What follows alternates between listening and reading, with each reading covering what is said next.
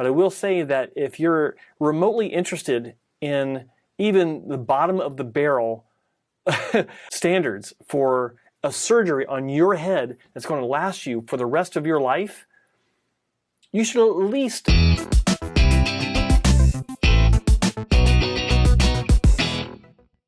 everyone, welcome to the Hair Transplant channel. My name is Joe Tillman, and you're watching the official YouTube channel for hairtransplantmentor.com. And if you're new to the channel and don't know who I am a hair transplant patient, having had multiple surgeries since 1992.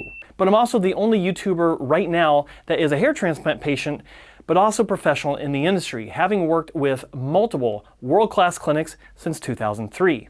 Right, so Greg Doucette, the YouTube fitness influencer, had a hair transplant, and I only know this because a lot of people that subscribe to my channel sent me this information saying, hey, did you know that Greg Doucette got a hair transplant, blah, blah, blah. I didn't even know who he was. He's obviously popular, 1.3 million subscribers. What? Good for him. And he decided to jump into my wheelhouse to talk about hair transplant surgery. So instead of just responding to those guys that sent me these messages, I decided I'd make a reaction video, which I've not done in quite a while, and let all of you know what I think about his sharing of his experience and what it means for you. So let's just jump right into it. In the interest of being brief, I'm going to, or as brief as I can, I'm going to cut through only to the parts that apply to hair restoration surgery. Let's just get busy. And we're back from Turkey, where we're supposed to have both gotten hair transplant surgeries. We're supposed to both be bald right now. Not bald, just shaved. But I am not. She's not, and it's very sad because she actually wanted the surgery way more than me.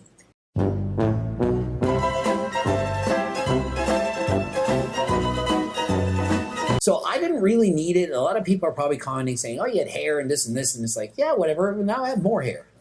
No, you don't have more hair. It's just moved from one spot to the other. If you don't know this because you're just starting your research, that's the fact. I don't care. I didn't feel I needed it. I just was going to do it. And then why'd you do it? We'll talk more about that later.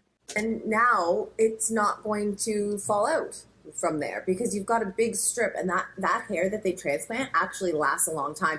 And your other hair that they didn't do the transplant on actually will start to fall out. So they did it pretty far back on his head. So he will have many years with hair.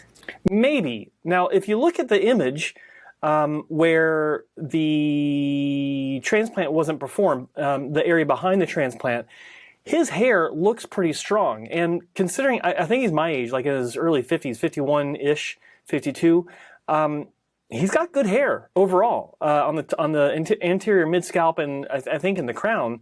So he really might not lose this hair. And if he is prone to that kind of hair loss, then he should be on preventive medications like finasteride, minoxidil, dutasteride, things like that. So yeah, we don't know if they talked to Greg about this, but let's just go forward. And so let's talk about the experience. So we flew in and we upgraded the seats to the business class. So how was that experience? So that was awesome. I've flown coach many years on long flights, and it is not pleasant. Okay, so like I normally would not have included this because like I said, it doesn't pertain to hair transplant surgery, but I did want to include this because if you heard what she was saying, she doesn't normally fly business class. She normally flies coach. So the question becomes, why is she on this trip from Eastern Canada, I have to assume Toronto, to Istanbul? Why on this trip are they in business class? We'll touch on that in a little bit, but just keep that in mind.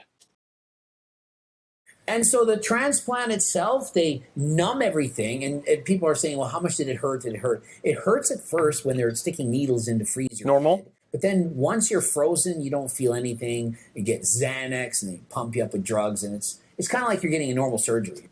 He's right, but not every clinic will use Xanax. A lot of clinics don't use anything except for lidocaine to freeze the area for the surgery. You're just like out of it. It's like getting your tooth pulled and you're like loopy. Yeah. So there's no real pain there. I'm not a fan of that, but like I said, a lot of clinics do that. And then they give you pain meds after. So you're on pain medication. Normal. So it's not bad. I would say the hardest part is like sleeping, because you can't just sleep on your head just at surgery. You have to sleep with a neck pillow so your head doesn't hit anything, like your head. Usually that's the case. Sleep on a 45-degree angle as well, at least for the first. Not every clinic will recommend it. Most do. 3 days, they said, and then you can go with just sleeping with the neck pillow. You just don't want to roll onto the side and like smush the side of your face where you.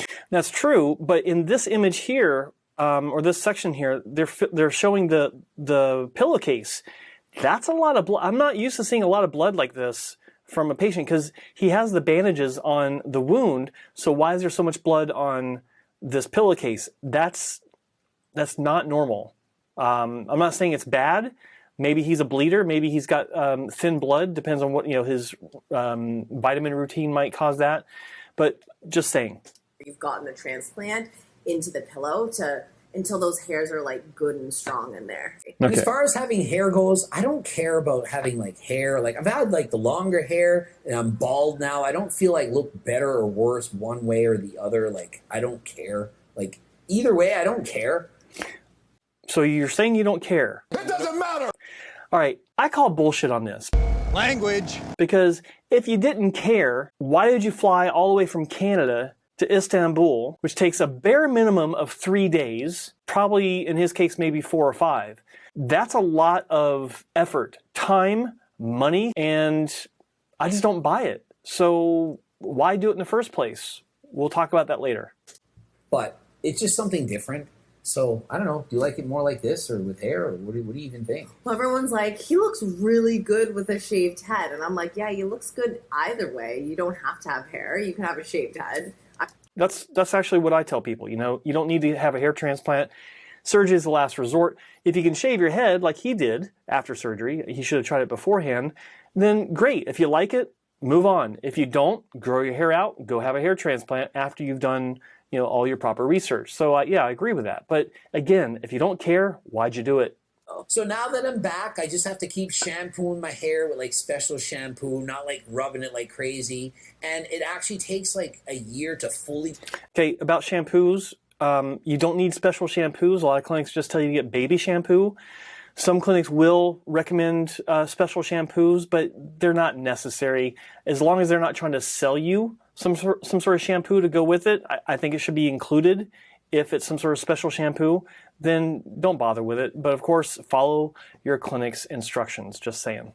Grow back awesome. The first few weeks, I guess it like sheds and then it like starts to grow after. And no, that's like the first few months. Like everything, your transplanted hair will actually fall out, and then it starts to it's like months. It's like months. It's like 3 months. So okay, so just stopping here, then I'll jump forward. But the debate that they're having, she's right, he's wrong. Your grafts will shed, a few weeks after surgery. And then it goes into, they're going into a dormant phase, and usually it's between 3 months and 5 months that the hair begins to regrow. A lot of times it's earlier than that, but that's why I tell people to expect nothing before 3 months. It can take as long as 5 months. Fast forward. Like at a 45-degree angle and like minimize the amount of moving that you do. Yeah. Yeah, so it is like a real surgery. You can walk around after FUE. You don't need to minimize your movement. You just don't want to get into heavy exercise, because if your blood pressure is pushed up too high, then early on after surgery you can actually push grafts out, and you don't want to do that.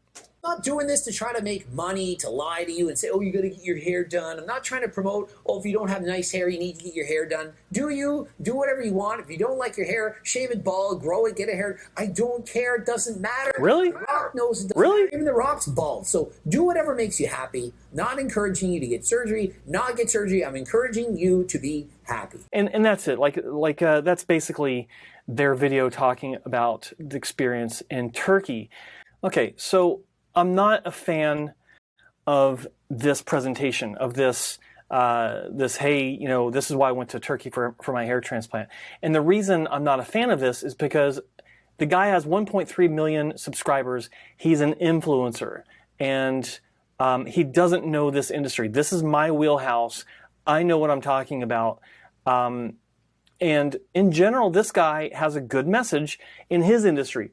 Do your research. Don't believe all the hype from these celebrity fitness trainers or these celebrity fitness influencers, but this is my wheelhouse, and he's not applying his message of research and know what you're getting into that he normally talks about in this category. And I was talking about his flight earlier, and the reason why I was talking about his flight is because I was offered an opportunity to go to Turkey. It wasn't this clinic, it was a different clinic, but I was offered the opportunity to go to Turkey with a friend to have surgery, either myself or my friend, to document it.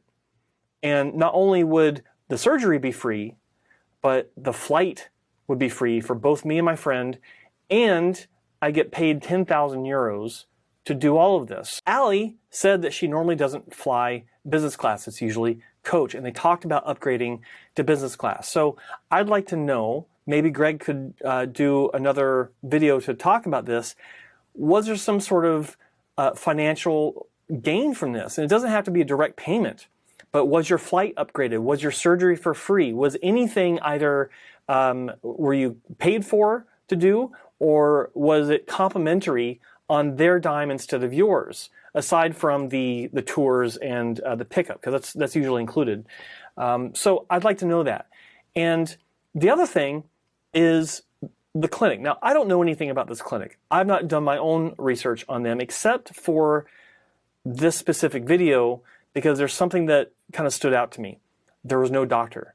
There's no doctor walking around. There's no doctor that was interviewed. And so knowing how these places operate, I wanted to see if there's even a doctor associated at all with this clinic, and this is what I found. So we look at the website, and we go up to About Us, and we got Who Are We? Well, it's the guys pointing at their patients and their patients pointing back, which you see on all these Turkish hair transplant websites. And you've got Meet the Team. This is the doctor. Here's all of his information, and you click his name. It's actually a link to, what is it? His personal website with his resume and his certificates. And you look under About Me. He was born in 93, so he's 28. Yeah, so he's a 28-year-old doctor. And let's look at his resume. This is interesting. So, work history. Again, he graduated in 2019. He started in February of 2019, and he left in January of 2020. But then he came back in August of this year, 2021, till now. If we look at certificates, you can see, here's something, was this in Madrid? This is not hair related. This is in Siena. Here is a certificate for his attendance of an exchange program in urology. Okay, Brazilian culture and tropical diseases, but it has nothing to do with hair. Brazilian public health system, tropical disease. Okay, Brazilian culture course for students from Istanbul University is an exchange program. Yeah, so that's it. That's his medical experience. Because if there's some sort of hair experience from attending conferences or being part of an organization, you'd see those right here, because he's obviously very proud of his background.